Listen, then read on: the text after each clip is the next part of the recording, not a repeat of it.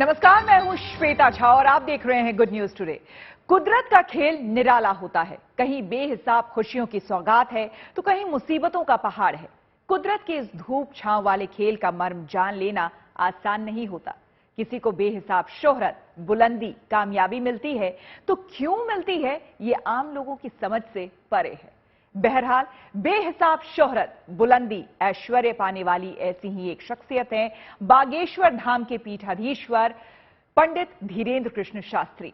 धीरेन्द्र कृष्ण शास्त्री की शुरुआती जिंदगी गरीबी के दामन से लिपटी हुई थी, लेकिन आज वो अजीमो शान शख्सियत बन चुके हैं। इनके दरबार में जिस तरह श्रद्धालुओं का हुजूम उमड़ रहा है, उसे देखकर कोई भी कहेगा कि बंदे में है दम।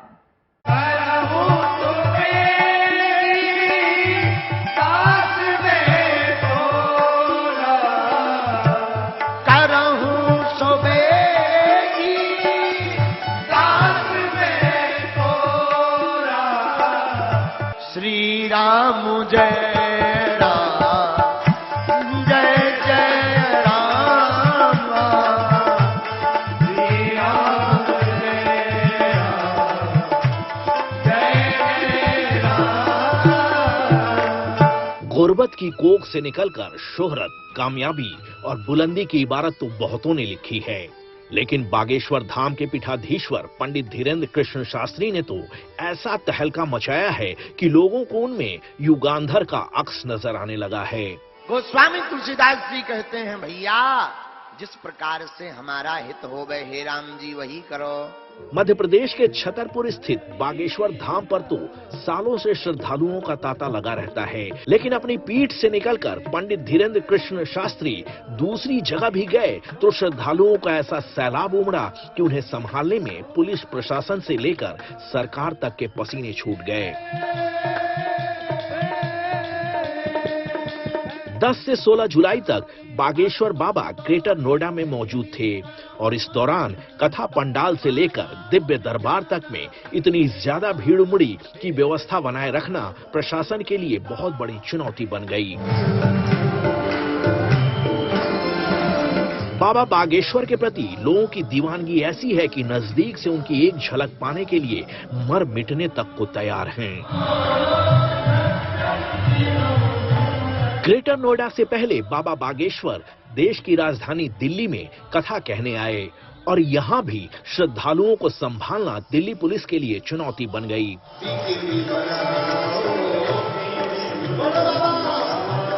दिल्ली के आईपी एक्सटेंशन स्थित उत्सव रामलीला ग्राउंड में आयोजित कथा पंडाल में क्षमता से ज्यादा श्रद्धालु पहुंचने लगे। आलम ये हो गया कि ट्रैफिक पुलिस को रूट डायवर्जन करना पड़ा, एडवाइजरी जारी करनी पड़ी। ऐसा नहीं है कि बाबा को लेकर जोशे जुनून सिर्फ आम लोगों में है।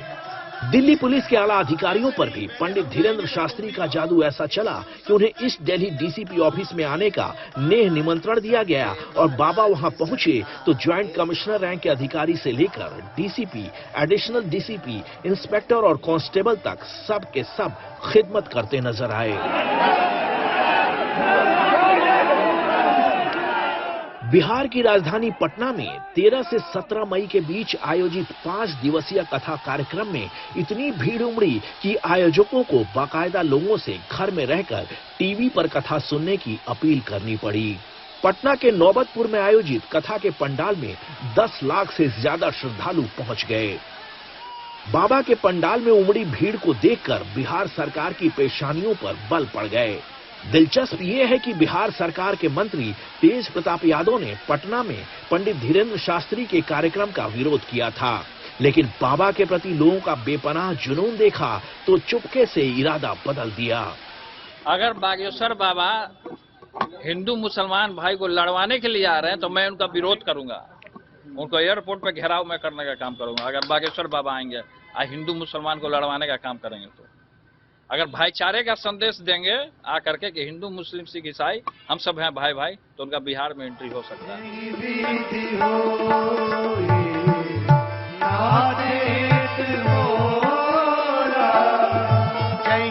देश के बड़े बड़े दिग्गज नेताओं को अपनी चुनावी सभाओं में भीड़ जुटाने के लिए 13 तिकड़म करने पड़ते हैं। पानी की तरह पैसा बहाना पड़ता है, कार्यकर्ताओं को पसीना बहाना पड़ता है, फिर भी 1 लाख की भीड़ बमुश्किल ही जुट पाती है।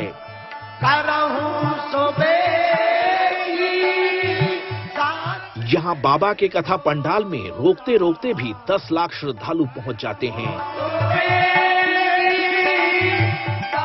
आखिर पंडित धीरेन्द्र शास्त्री के इस करिश्मे का क्या राज है?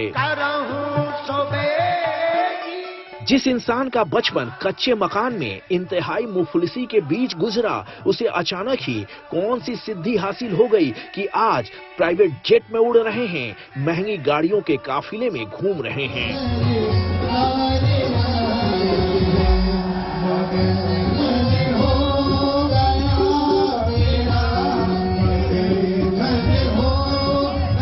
बड़े बड़े नेता दरबार में हाजिरी लगा रहे हैं। गोस्वामी जी कहते, जो अपराध भगत कर करई, राम रोष पावक सोई जरई। दरअसल लोगों के मन में ये धारणा बहुत गहरे घर कर गई है कि पंडित धीरेन्द्र कृष्ण शास्त्री लोगों के मन की बात जान लेते हैं, बिना बताए ही उनकी पीड़ा को महसूस कर लेते हैं और पर्ची बनाकर बड़े से बड़े संकट का निदान भी बता देते हैं। कहने की जरूरत नहीं कि जिंदगी की बेहिसाब जटिलताओं के मकड़ जाल में फंसा इंसान उससे निकलने के लिए तड़पता रहता है। कर्म योग और आत्मबल के साधन जब समस्याओं के निदान में खरे नहीं उतरते तो इंसान परमात्मा की ओर, सर्वशक्तिमान की ओर आशा भरी निगाहों से देखता है। लेकिन अचिंत्य परमात्मा के अनंत विस्तार, उसकी अज्ञेयता के महासमंदर में जब वो शख्स विलीन होने लगता है तो उसे अपने बीच के ही किसी ऐसे महामानव की सुध होती है जो उसकी समझ में परमात्मा के करीब है।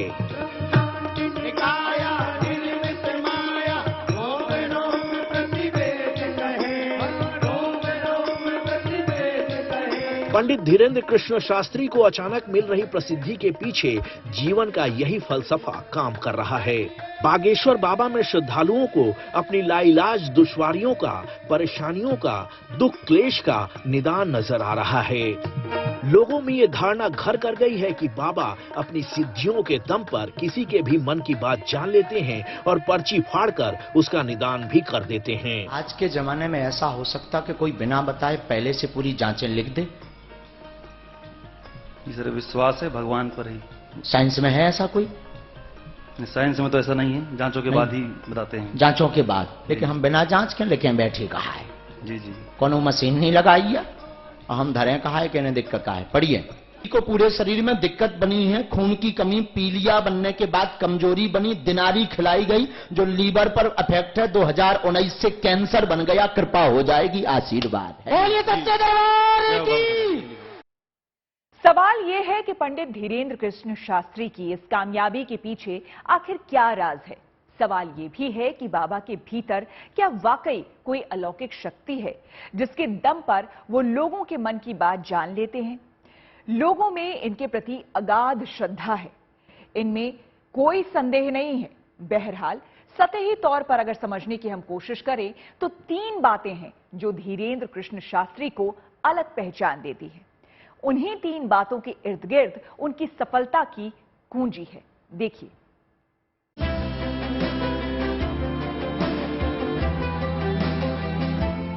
जन्म और मृत्यु के 2 तटों के बीच लहरों की तरह लहराने वाली जिंदगी अपने दामन में बेशुमार रहस्यों को समेटे हुए है। जिंदगी किसकी किस्मत में बेसबब सफलता के बेहिसाब फूल खिलाएगी और किसकी किस्मत में नामुराद कांटे बिखेरेगी, ये किसी को नहीं पता। होता तो ये भी है कि फूलों की सेज अनायास कभी कांटों का बिछौना बन जाती है और कभी कांटे मखमली सेज में तब्दील हो जाते हैं। पंडित धीरेन्द्र कृष्ण शास्त्री की जिंदगी इस फलसफे की सबसे अनूठी मिसाल है।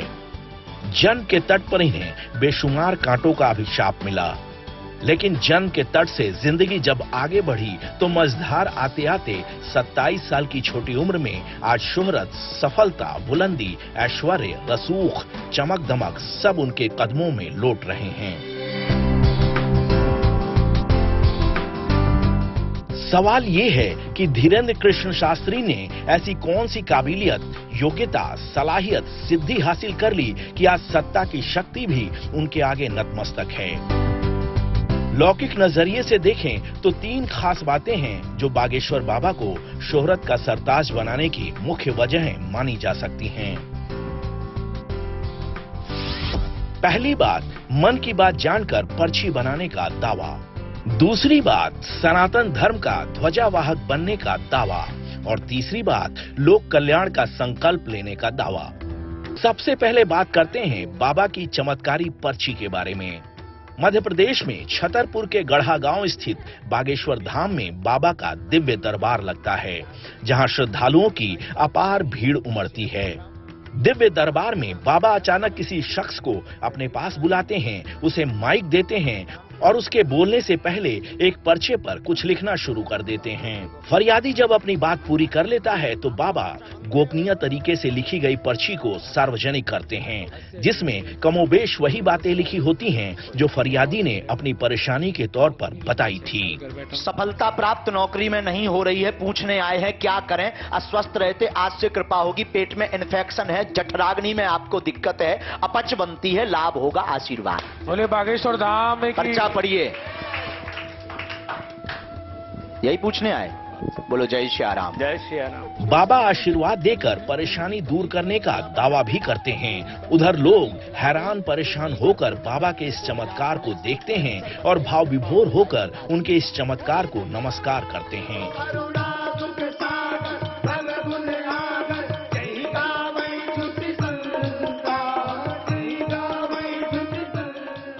अब बात करते हैं बाबा बागेश्वर की दूसरी खासियत के बारे में। पर्ची के चमत्कार के साथ ही पंडित धीरेन्द्र कृष्ण शास्त्री ने सनातन धर्म का झंडा बुलंद करने का संकल्प भी ले लिया है। बाबा अपने दरबार में डंके की चोट पर सनातन एकता की बात करते हैं, अपने अनुयायियों को एकजुट रहने की शपथ दिलवाते हैं। हम सब सनातनी एक हैं, इस ध्येय पर जिएंगे, अपने परिवार, अपने समाज जगाएंगे। हम शपथ खाते हैं माता पिता पूर्वजों को साक्षी मानकर आज पंडाल में रहे, हम सब हिंदू एक हैं। खुद को बालाजी यानी हनुमान जी का भक्त बताने वाले पंडित धीरेन्द्र कृष्ण शास्त्री हिंदुओं में व्याप्त जातिगत सोच की सामाजिक बुराई के खिलाफ भी जोरदार आवाज उठाते हैं। अपने कथा पंडाल से जात पात का बंधन तोड़कर हिंदुओं को एक हो जाने का गर्मजोशी से आह्वान करते हैं। हम यही प्रार्थना करेंगे, भगवान सबके एक है और भारतीय हिंदुओं को अब जाति पात का नाता तोड़ना चाहिए और हिंदुओं को एक हो जाना चाहिए।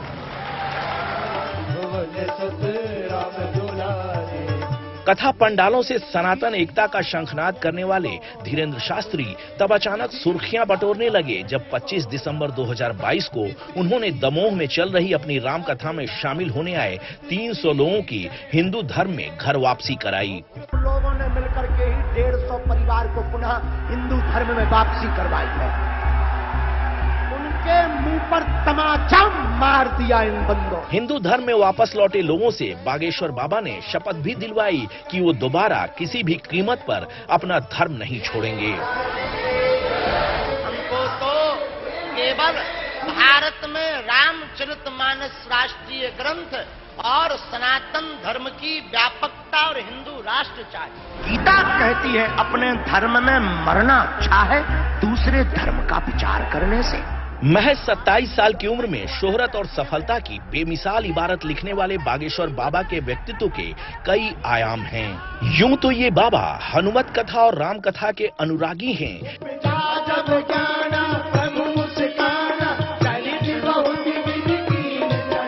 लेकिन राम का कीर्तन गाते गाते कई बार इनके मन में राष्ट्रभक्ति का ज्वार उमड़ने लगता है।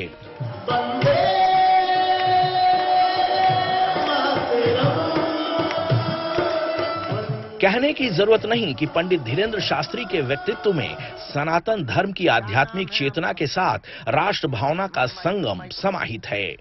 लेकिन एक और धारा भी समाई हुई है उनके व्यक्तित्व में, जो उनकी तीसरी खासियत मानी जाती है। बागेश्वर बाबा की तीसरी खासियत है लोक कल्याण के प्रति उनका संकल्प। बागेश्वर धाम में अन्नपूर्णा रसोई चलती है, जहां प्रतिदिन हजारों लोगों का खाना बनता है और सबको मुफ्त में भोजन कराया जाता है। इसके साथ ही धाम पर मिलने वाले चढ़ावे से हर साल गरीब और बेसहारा बेटियों का विवाह कराया जाता है। बागेश्वर धाम में एक गुरुकुल चलाया जाता है, जहां छात्रों को मुफ्त में वैदिक शिक्षा दी जाती है। इतना ही नहीं, पर्यावरण संरक्षण के लिए देश भर में बागेश्वर बगिया बनाई जा रही है। और इन सब के अलावा बाबा बागेश्वर 400 बेड का कैंसर हॉस्पिटल भी बनवा रहे हैं। साफ है कि पर्ची फाड़कर लोगों के मन की बात बता देना, सनातन एकता का अलग जगाना और लोक कल्याण का संकल्प बाबा की लौकिक उपलब्धियों की वो त्रिवेणी है, जिसने उन्हें फर्श से अर्श पर पहुंचा दिया है। लेकिन क्या सिर्फ इन्हीं कामों की बदौलत कोई इंसान इतनी कम उम्र में इतनी बुलंदी पर पहुंच सकता है? कुछ तो है अलौकिक अदृश्य रहस्य बाबा के व्यक्तित्व में, जिससे आम इंसान नावाकिफ है।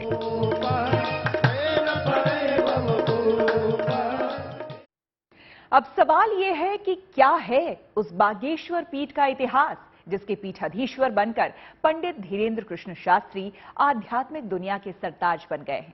खुद धीरेन्द्र शास्त्री के मुताबिक इस पीठ का इतिहास 320 साल पुराना है। उनके मुताबिक गोहत्या और उसके पाप से बर्बाद हुए एक राजवंश की कथा भी इससे जुड़ी हुई है, और इसके मूल में है वो सन्यासी बाबा जिसका जिक्र धीरेन्द्र शास्त्री लगातार करते हैं। सीताराम हनुमान, सीताराम हनुमान, सीताराम हनुमान, सीताराम हनुमान, सीताराम हनुमान, सीताराम हरि बोल, सीताराम हनुमान,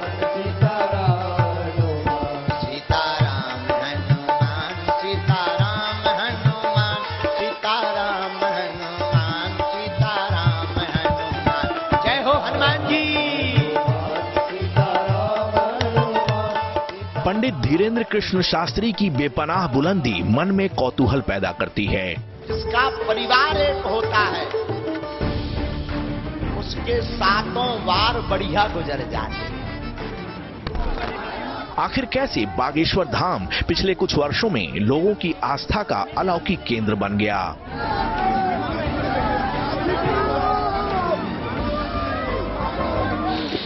आखिर कैसे बागेश्वर धाम के पीठाधीश्वर अनजाने ही लोगों की पर्ची बनाते हैं और वो सच साबित हो जाती है? हमें नाम कैसे पता लग गया? आपको तो सब पता है गुरुजी। अरे सब हो तो काने का। ये बाबा का कोई ट्रिक है या वाकई उनके भीतर कोई ऐसी शक्ति है जो उन्हें आगंतुक के बारे में सारी सूचनाएं दे देती हैं? आपको अकाउंट। इन तमाम सवालों का जवाब जानने के लिए हमें बागेश्वर पीठ की ऐतिहासिक और आध्यात्मिक पृष्ठभूमि को अच्छे से समझना होगा।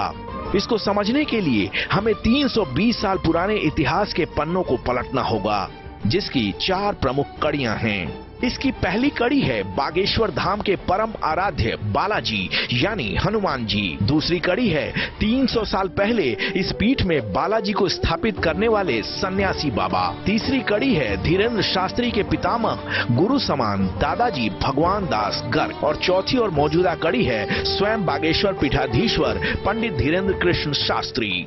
सवाल ये है कि कौन है वो सन्यासी बाबा जो न सिर्फ बागेश्वर धाम के मंदिर में हनुमान जी के ठीक बगल में आसन पर विराजमान हैं, बल्कि धाम के परिसर में ही उनकी समाधि भी है, जहां जाकर पंडित धीरेन्द्र कृष्ण शास्त्री दंडवत प्रणाम करते हैं।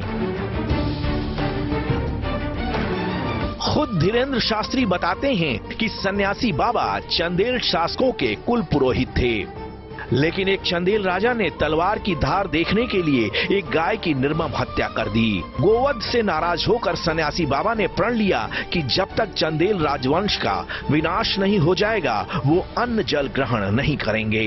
इसके लिए सन्यासी बाबा ने 40 दिन तक अखंड साधना की। सन्यासी बाबा की साधना से खुश होकर वो गाय दिव्य रूप में सन्यासी बाबा के सपने में आई और न्याय दिलाने के लिए उन्हें धन्यवाद दिया। सन्यासी बाबा की इस तपस्या से हनुमान जी भी प्रकट हुए।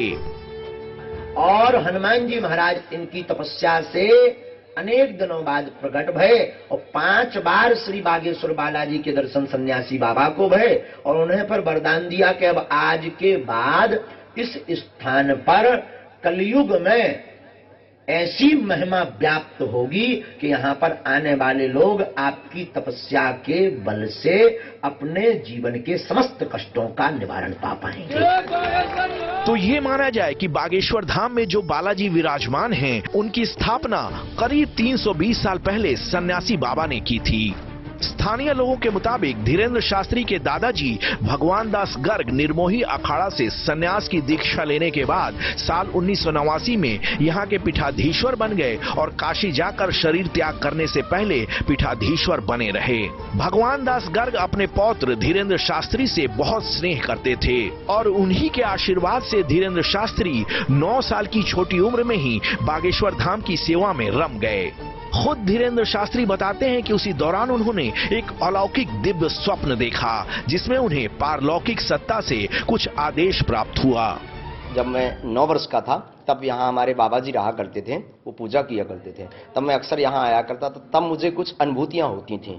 तब मुझे ये नहीं था पता कि कोई शक्तियाँ हैं जो बात करती या कृपा करती। फिर उन्होंने एक बार मुझे स्वप्न में देख करके कुछ आदेश दिया।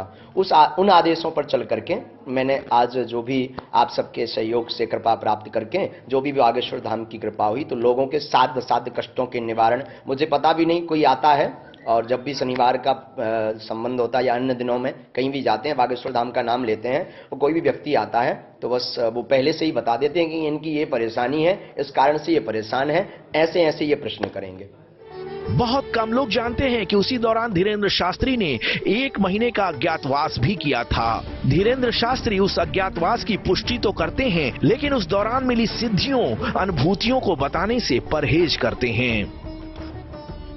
इनका रात्रि में आदेश लगा था श्री राम महायज्ञ के बीच में कि अब आप 1 माह की अज्ञातवास साधना करेंगे जो पांडवों ने की थी, लोक जन कल्याण, देश हित के लिए, ताकि विश्व हमारा भारत देश हमारा विश्व गुरु बने और सबका कल्याण हो। और दरबार में आने वाले जितने भी हजारों श्रद्धालु आप बाहर देख रहे होंगे, खूब लोग आए होंगे, उन सबका कल्याण हो। उन सबके कल्याण के लिए अज्ञातवास साधना हमने की। तो क्या ये माना जाए कि धीरेन्द्र कृष्ण शास्त्री का आज जो जलवा जलाल, ऐश्वर्य, मान सम्मान दिख रहा है, उसके पीछे उनकी अज्ञात साधनाओं की शक्ति काम कर रही है?